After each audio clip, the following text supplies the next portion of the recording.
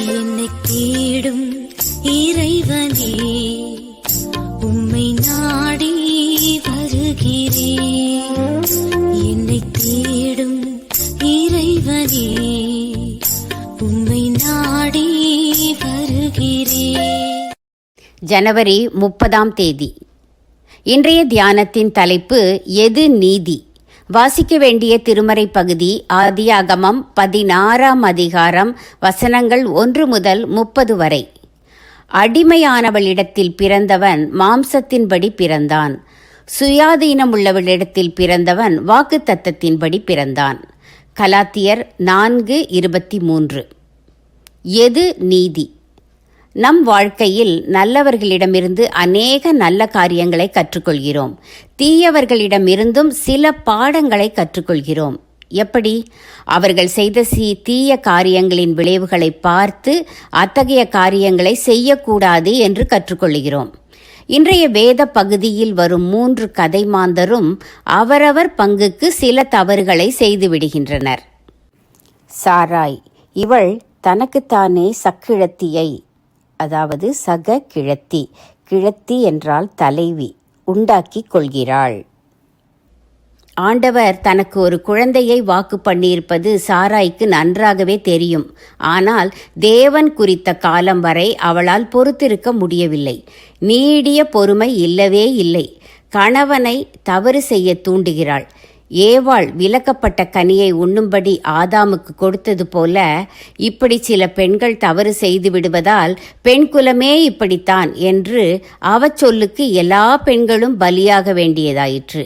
எனவே நாங்கள் கணவன்மாரை தவறு செய்யும்படி தூண்டவே மாட்டோம் என்று இன்றைய பெண்கள் உறுதி எடுத்துக்கொள்வது நல்லது. இந்த பகுதியில் சாராய் இன்னொரு தவறும் செய்கிறாள். ஆபிராம், உன் அடிமை பெண் உன் கைக்குள் இருக்கிறாள், உன் பார்வைக்கு நலமானபடி அவளுக்கு செய் என்று உரிமை கொடுத்து விட்டதால் தன் கைக்குள் இருக்கிற ஆகாரை கடினமாய் நடத்துகிறாள். எஜமானிகள் தங்கள் வேலைக்காரர்களிடம் எந்த காரணத்தை முன்னிட்டும் கடினமாய் நடந்து கொள்ளவே கூடாது. ஆதாம் ஆபிராம் என்ற இந்த இரு ஆண்களிடத்திலும் ஓர் ஒற்றுமை காணப்படுகிறது. மனைவியர் தவறு செய்ய தூண்டும்போது ஒரு முறை கூட மறுக்காது, அதாவது அதற்காகவே காத்து கொண்டிருந்தது போல உடனே தவறு செய்து விடுகின்றனர். ஆதியாகமம் 3:6 மற்றும் ஆதியாகமம் 16:2. யோபுதான் இந்த விஷயத்தில் எதிர்த்து நின்று மனைவியை கண்டிக்கிறார். அடுத்து ஆபிராமிடம் சாராய், அவள் என்னை அற்பமாய் எண்ணுகிறாள் என்று முறையிட்ட போது தானே ஆகாரை கண்டித்து திருத்த முற்பட்டிருக்கலாம் அல்லவா? என்ன வேண்டுமானாலும் செய்து கொள் என்பது போல் ஆகாரை சாராயிடத்தில் விட்டுவிட்டார். குடும்பத் தலைவர்கள் சில பொறுப்புகளில் நின்று இப்படி நழுவுவது குடும்பத்திற்கு நல்லதன்று. ஆகார், கர்ப்பத்தின் கனி கர்த்தரால் கிடைக்கும் பலன்தான், அது நல்லதோர் ஆசீர்வாதமே. அதற்காக தனக்கு ஒரு தாய் அந்தஸ்தை கொடுக்க முயன்ற நாச்சியாரையே அற்பமாக எண்ணலாமா? கர்ப்பம் காரணமாக கர்வம் உண்டாகலாமா? பெண்களே, பிள்ளை பெறாத பெண்களை அற்பமாக எண்ணாதீர்கள், ஆறுதலாக நடந்து கொள்ளுங்கள். நீதிமான்கள் ஒருவனாகிலும் இல்லை, அதற்காக அநியாயம் செய்ய முனையாதீர்கள்.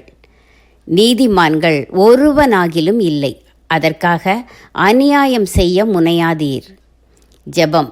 தேவனே, சின்ன சின்ன தவறுகள் கூட வாழ்க்கையை தாறுமாறாக்கி விடுகின்றன என்பதை உணர்கிறேன். நான் எச்சரிக்கையோடு வாழ உதவும். ஆமேன்.